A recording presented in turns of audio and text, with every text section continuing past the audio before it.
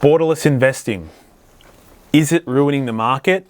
What impact will it have currently, and what will it do in the long term? Today we're going to be unpacking, the growing trend of people looking to invest borderless.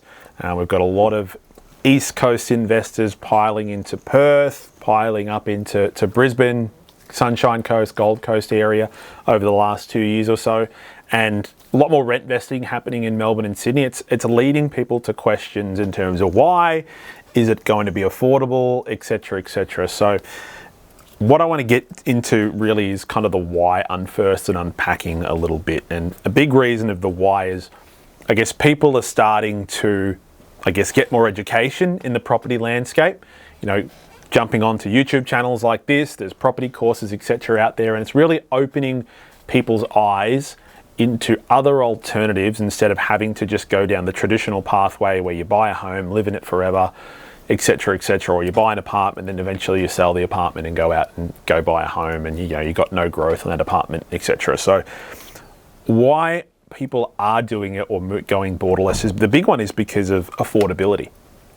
People are realizing they can no longer afford to buy a growth asset, and I'm not talking about apartments, I'm talking about a growth asset. So things like freestanding homes in the markets where they want to live. So to ensure that they're still on the property ladder and growing their wealth to set themselves up for financial freedom, they're getting themselves educated, they're connecting themselves with experts and making sure that they're getting on that property ladder early and getting into affordable markets. So their borrowing capacities might be lower, they may be limited due to financial restraints. So they're getting out there, buying in properties like South Australia, like WA, like in regional centres across the country, and making sure they're on the property ladder instead of paying somebody else's mortgage off along the way.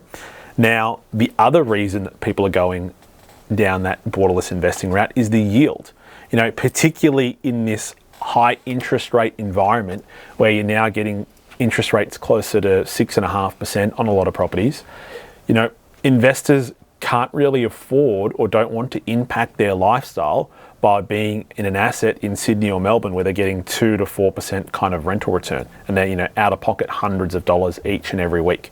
So what they're realizing is that other parts of the country have much better rental returns, and they're making sure that they're still on the market and chasing those rental returns.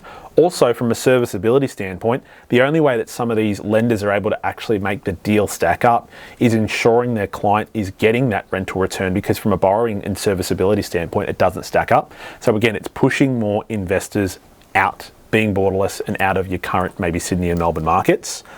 The kind of impact that that's going to have. So we're already seeing it, particularly in the Perth market, massive housing crisis over there. The impact it has on those markets where people are buying, demand goes through the roof. Guess what? So does capital growth. Demand continues also to become more and more prevalent from the rental side because there's less and less stock available from a home buying perspective. So people are then forced to rent, or the only things coming onto market are places for rent. People are then forced to pay overs on the rent, and that's why in that Perth market we've seen in certain pockets 15 to 20% rental growth in just the last 12 months in Perth. That is also then going to flow on into Sydney and Melbourne as well, because if there are less people wanting to buy there, which there's no real indication of that being the case because we still have really strong population growth as a country. So we've got international migration and really strong population growth. We're the number 2 country in the world in terms of developed nations. So that's not meaning that in those Melbourne and Sydney states, even Brisbane, wherever you want to be in those unaffordable areas, that people still aren't in demand to buy in those locations. It's just more home buyers. But what it is seeing is the more rent investors is still also going to jack the rents up in those locations as well. We're seeing Melbourne in particular now is starting to catch up to those waves that have happened in other states, because post-COVID, they had the highest vacancy rates in the country. Now those rates have closed. I believe in terms of the last check when running through the data, they're actually now lower in the vacancy rate status in comparison to Sydney. Those Sydney and Melbourne markets are going to be impacted even more come the new year, because a lot of international migration happens through that January through to March period with skilled workers and international students pouring into the country. So you're going to see that continue to jack the rents up there. all of a sudden you'll get a reverse effect because your investors are always trying to chase a good return. If they have a bias to Melbourne and Sydney and all of a sudden they're starting to see those locations get you 3.5%, 4.5% rental yields, well, they're going to turn their head and start being interested in Sydney and Melbourne again. And that is already happening at a Sydney level. That's why we're seeing some markets being approved in terms of the algorithm, and that's absolutely in a buy zone right now for Sydney.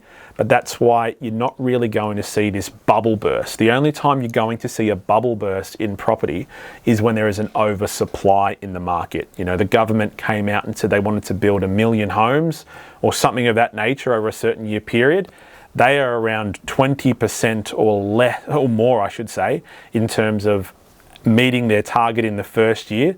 When you've got no material, you've got no trades, we are nowhere near going to get to their building numbers. And even if we were getting to their building numbers, with the amount of migration that's coming through, that's not going to get us out of this housing crisis.